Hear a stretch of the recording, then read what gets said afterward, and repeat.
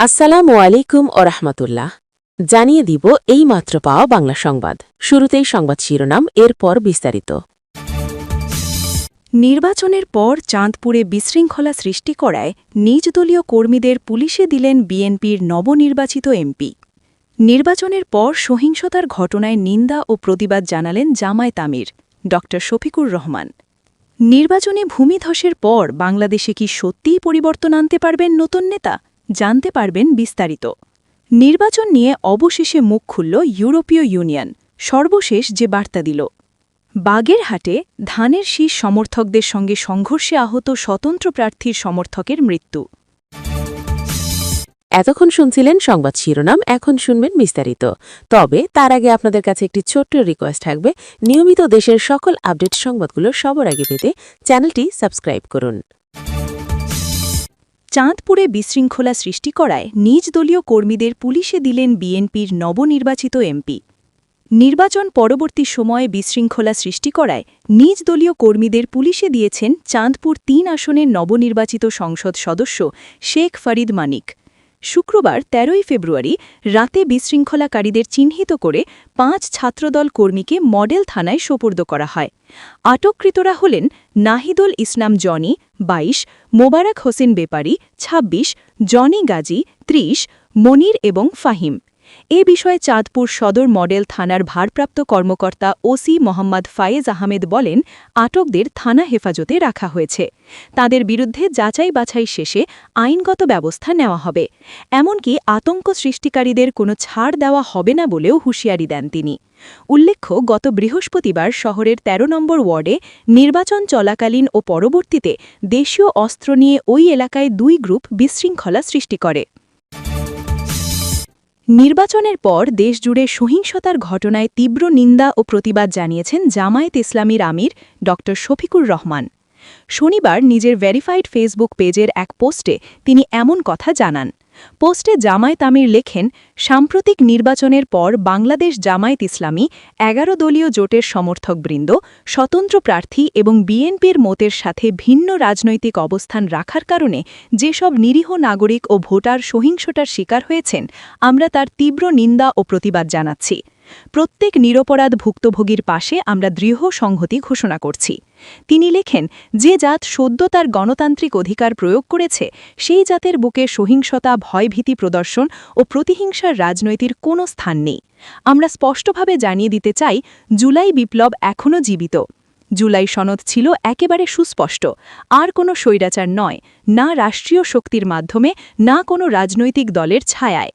এদেশের মানুষ একবার অন্যায়ের বিরুদ্ধে রুখে দাঁড়িয়েছে, আবারও ভয়ভীতির অন্ধকারে ফিরে যাবে না। আমরা আইন শৃঙ্খলা রক্ষাকারী বাহিনীর প্রতি জোরালো আহ্বান জানাচ্ছি উল্লেখ করে শফিকুর রহমান লেখেন, অবিলম্বে এসব ঘটনার নিরপেক্ষ ও সুষ্ঠু তদন্ত করে দায়ীদের আইনের আওতায় আনুন। দ্রুত ও দৃশ্যমান আইন প্রয়োগই পারে পরিস্থিতির অবনতির হাত থেকে রক্ষা করতে এবং নিশ্চিত করতে কোনো নাগরিক যেন বিকল্প উপায়ে নিরাপত্তা খুঁজতে বাধ্য না হন। প্রতিটি ঘটনা যথাযথভাবে নথিভুক্ত করতে এবং রেকর্ড করতে হবে। নির্বাচনী ভূমিধসের পর বাংলাদেশে কি সত্যিই পরিবর্তন আনতে পারবেন নতুন নেতা? মাত্র ২ বছর আগেও শেখ হাসিনা ব্যাপকভাবে কারচুপির অভিযোগে সমালোচিত হয়েছিলেন নির্বাচনে। তখন কল্পনা করাও কঠিন ছিল যে তার ১৫ বছরের ক্ষমতার দখল এত দ্রুত ভেঙে পড়বে, অথবা প্রায় রাজনৈতিকভাবে শেষ হয়ে যাওয়া একটি বিরোধী দল এত জোরালোভাবে ফিরে আসবে। কিন্তু বাংলাদেশের রাজনীতির চক্রে এটি আরেকটি পালাবদল। হাসিনার আওয়ামী লীগ এবং বাংলাদেশ জাতীয়তাবাদী দল বিএনপির মধ্যে তারা দশকের দশক পালাক্রমে ক্ষমতায় ছিল। তবে এবারের পার্থক্য হল, এই প্রথম আনুষ্ঠানিকভাবে বিএনপির নেতৃত্ব দিচ্ছেন নতুন নেতা তারেক রহমান। এই প্রথম তিনি নির্বাচনে অংশ নিয়েছেন।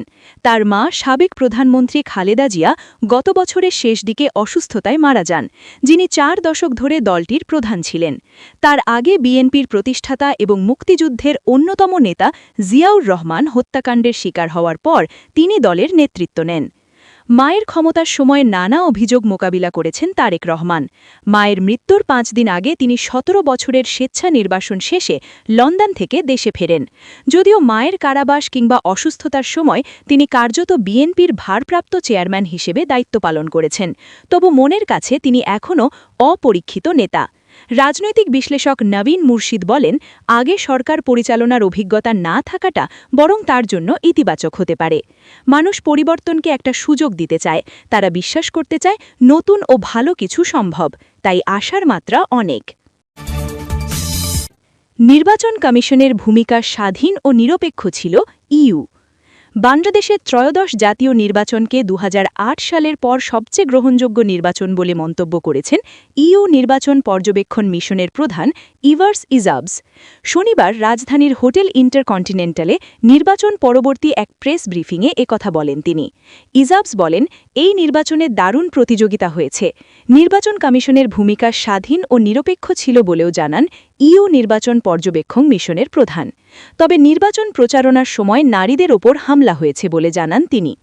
ইইউ নির্বাচন পর্যবেক্ষণ মিশনের প্রধান বলেন, ২৭টি জেলায় ২০০টি জায়গায় হামলার অভিযোগ লিপিবদ্ধ করেছি।